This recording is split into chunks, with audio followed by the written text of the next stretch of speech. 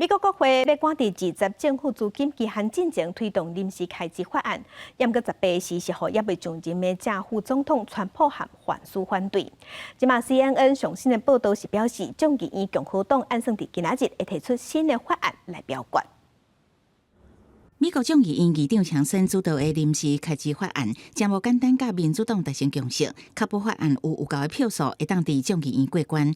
法案的内容主要就是予政府伫未来3个月内维持目前的支出水准，像讲白宫要求的100亿美金灾害救助款、300亿美金的农民补助款、巴尔的摩跨海大桥的重建经费、限制对中国的投资，还有就是国会议员的调薪案。不过，后任的正副总统川普甲范斯18煞雄雄反对这项临时开支法案。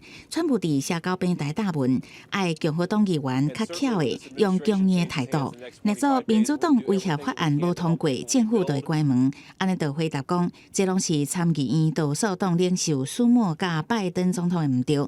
最后，佫用大写字强调，若做有真正的总统在位，根本都袂遮尔乱。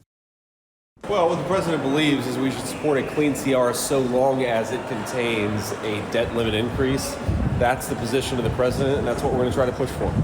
也等新年假期慢要活，国会真侪议员甲助理早就整理好转厝过节。强森就算要顺川普的意，讨论新的开支法案内容，拢面临人数不足的困境。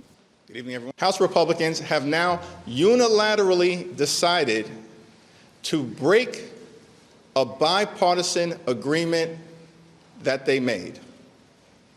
House Republicans have been ordered to shut down the government and hurt everyday Americans all across this country.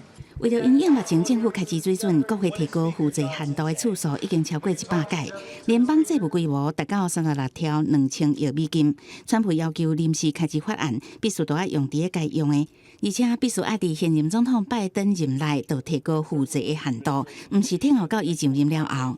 川普所任命的政府效率部共同主管马斯克，搁伫 X 连发70条文，讲法案的内容充满政治分离，搁经过投赞成票的议员。2年后拢应该落选。公司新闻王慧文编译。